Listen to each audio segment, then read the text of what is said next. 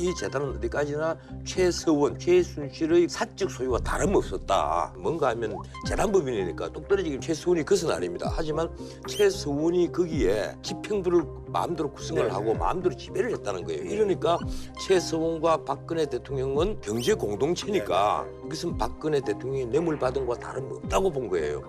요 두 가지 단계를 검찰은 다 뛰어넘어야 돼요. 이게.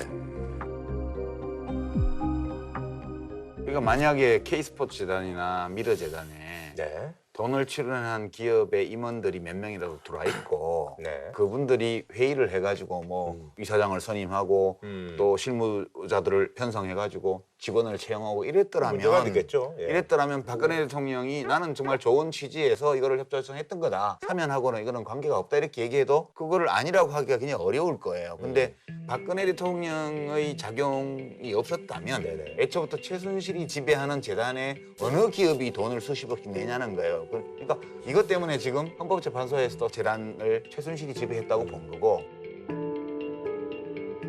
그리고 재벌 기업들이 돈을 내도록 했던 동기가 뭐냐 이렇게 볼 때 결국 최순실을 위해서 그렇게 했던가 아니면 최순실과 사실상 이 공동체거나 이렇게 논리적으로는 추론이 되는데 이제 법정에서 범죄가 성립되었다는 것을 증명하는 선까지 검찰이 할 수 있냐 그게 문제죠. 말씀하신 대로 헌법재판소에서는 미르나 K스포츠 재단을 장악했던 자는 최서원이 맞다는 거예요. 그런데 이 최서원과 그 박근혜 대통령의 경제 공동체 부분은 사실은 헌법재판소의 탄핵 결정문에는 없습니다. 그래서 이 부분이 앞으로 법원이 이제 어떻게 판단할 것이냐는 문제예요.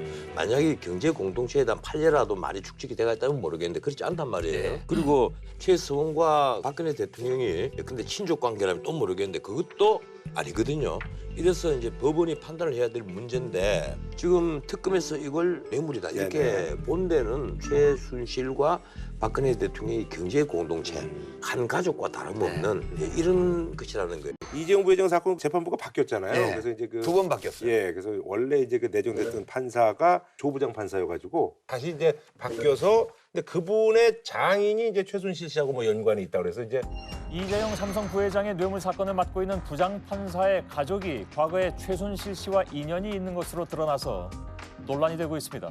최순실 후견인이었던 임모 박사의 사위가 이재용 재판을 다루는 책임 판사입니다. 우연이라 할지라도 이거는 공정성에 시비가 크로스 체크된 있을 거죠. 수밖에 없습니다. 임 씨가 최 씨 아버지 최태민 목사와 인연이 있고 최 씨의 독일 정착에도 도움을 줬다는 겁니다. 이제 그분이 이제 자진 사퇴해서 다른 분으로 지금 김진동 부장 판사로 이제 이 부분은 자기도 몰랐다고 그러는데 장인이 그것도 옛날에 최순실이가 독일에 아마 갔을 때 독일의 그 유명한 어떤 우리 교포 안민석 의원이 표현한 어르신인데 프랑크푸르트 교민사회에서는 웬만한 교민들은 다 아는 분이에요. 예, 그런데 그분에게 이게 삼성 장군의 그 딸이 가니까 잘 좀 도와주라.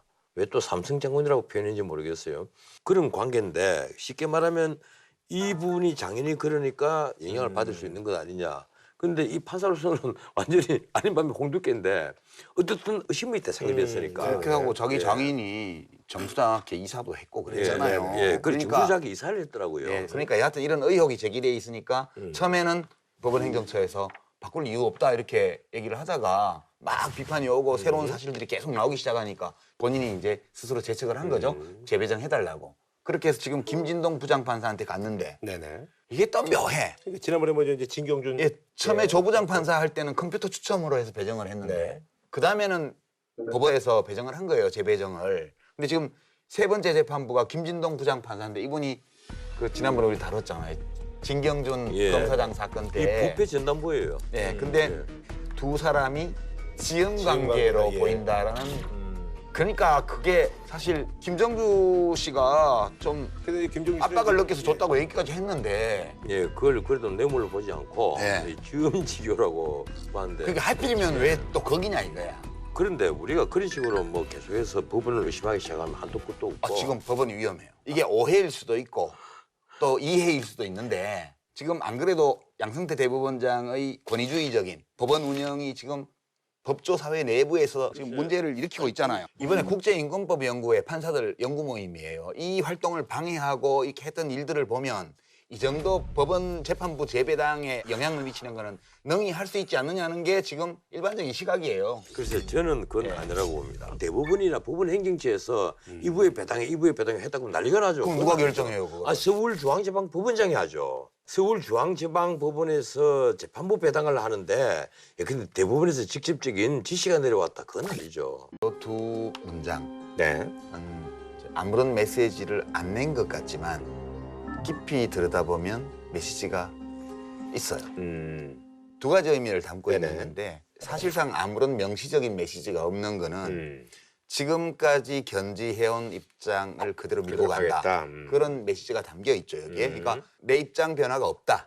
뭐 선의로 한 거고 또 기업들은 국가 발전에 위해서 돈을 낸 거고 나의 사익을 최순실 등등이 한 거는 내가 몰랐고 그리고 내가 받은 거 없고 이 입장을 그대로 밀고 간다는 뜻이고요.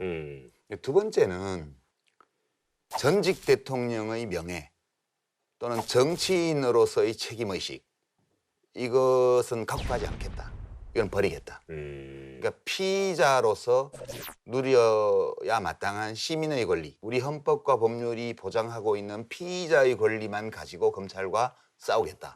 그런 의사표시로 저는 봐요. 아, 그런 의미도 있긴 근데 왜 있다고 볼수 그러냐면 있겠네요. 전직 대통령으로서의 명예, 정치인으로서의 자의식 이런 게 있다면 국민 일반에 대해서 사과하고 뭐 송구섭사랑도 있어야 하지만 당연히 나를 뒷받침해줬고 지금도 지지하고 있는 일부 집 앞에 와서 태극기를 들고 밤을 새고 있는 분들에 대해서까지도 뭔가 얘기를 해줘야 돼요. 이 탄핵의 사유가 되었던 이 일련의 사건들과 그 사건들로 인해서 벌어진 여러 정치 상황에 대해서 내 생각을 얘기해 주는 게 필요하죠, 당연히.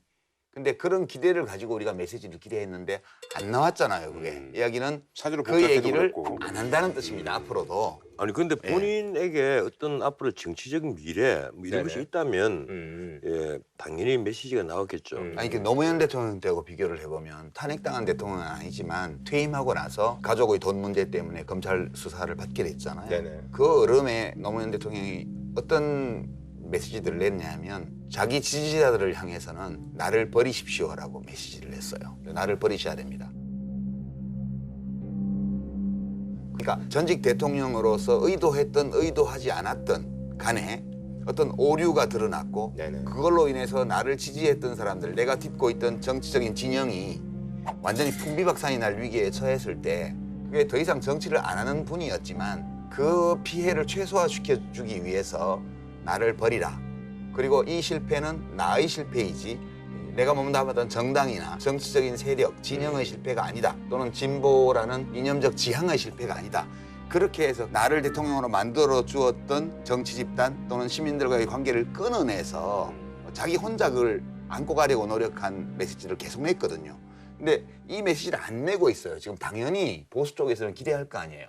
그 허물은 내가 쓰고 가고 그로 인한 부담은 다른 그분들에게 지우지 않겠다는 의사표시가 당연히 있어야 돼요. 근데 이게 없다는 얘기는 앞으로도 이걸 안 하겠다는 뜻이고 그리고 나는 피의자로서 어떤 유죄 선고 또는 형량 이것을 막아내기 위해서 피의자의 권리를 가지고 싸우겠다는 거예요. 영장 심사를 하는 판사마다 차이가 있기 마련이지만 이재용 부회장의 영장을 발부할 때 법원이 했던 판단 기준들이 있어요.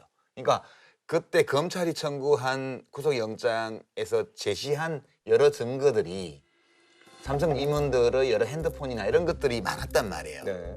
그러면 이 그룹 회장이니까 이제 사실상 부회장이지만 내보내 놓으면 지금 검찰에 불려와서 특검에 불려와서 조사받았던 임원들하고 말 맞춰가지고 여러 가지 다른 식으로 그 이미 확보한 증거들에 대해서 증거 능력을 훼손하는 그런 것들을 할 수 있을 가능성이 있기 때문에 영장 발부를 한 거예요. 네. 그러면 박근혜 대통령도 마찬가지로 지금은 파면돼서 전직 대통령이지만 이 정부 안에 각종 권력기관 안에 박근혜 대통령을 임명해놓은 많은 사람들이 있어요.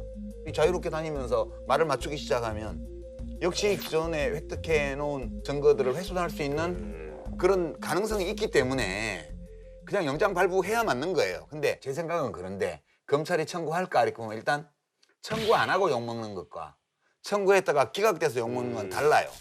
이렇게 볼 때 검찰이 원칙에 따라서 한다면 일단 준 사람이 영장 발부를 법원이 했기 때문에 마찬가지 근거로 영장 선고를 하고 뭐 기각이 되면 할 수 없죠. 공을 그럼 법원으로 넘기는 것도 방법인가요? 그게 제가 검사하면 그럴 것 같아요. 아니 내가 아까 영장 청구를 안 할 가능성이 크다 이렇게 얘기를 했는데 정확히는요. 안종범의 수첩을 우리가 못 봤잖아요. 예.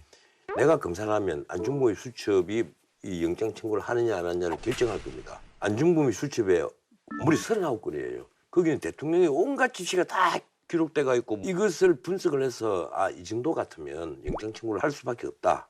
혹은 이 정도를 가지고 영장 청구를 하다가는 우리 검찰이 조직이 앞으로 흔들릴 수가 있다는 거예요. 왜 그런가 하면요. 지금 박근혜 전 대통령을 그 사법처리하는 부분에 있어서는 검찰도 명운이 걸려가 있어요. 이번에 1차 조사 22시간 동안 1합을 이제 겨룬 건데 양쪽이 지금 다 명운이 걸려가 있는 거예요. 그래서 검찰로서는 사실 고민이 깊어지고 아마 아직까지도 결론은 못 내렸을 거예요. 김수남 총장으로서는 그리고 이영렬 그 서울중앙지검장으로서는 본인들이 대통령이 임명한 사람이라는데 굉장히 부담을 많이 가진다고 지금. 자칫 이게 나중에 인민권자에 대한 배려 더 나아가서 제 친구들은 뭐 갈 때까지 이제 다 갔으니까 더 기대할 것 뭐가 있겠느냐 이런 비난을 받을 수가 있는 거예요. 그건 뭐 생각하기 아니, 나름인데요. 이런 일이 있으면 늘 소장파하고 검찰 간부들과 의견이 늘 또 충돌을 하는 거예요. 생각하기 나름인데 예. 어떻게 자기를 임명해준 전직 대통령을 영장을 청구하냐 배은망덕하지 이런 반응이 나올 수도 있고 와 자기 임명했던 사람까지도 영장 청구하네 이렇게 올 수도 있어요. 그러니까 이게 어느 쪽으로 반응이 올지는 알 수 없는 거고 그러니까 일반적인 경우에 이 정도 사안이면 일단 기각되는 한이 있더라도 영장을 치는 게 이게 일반적으로 검찰이 해오던 거예요.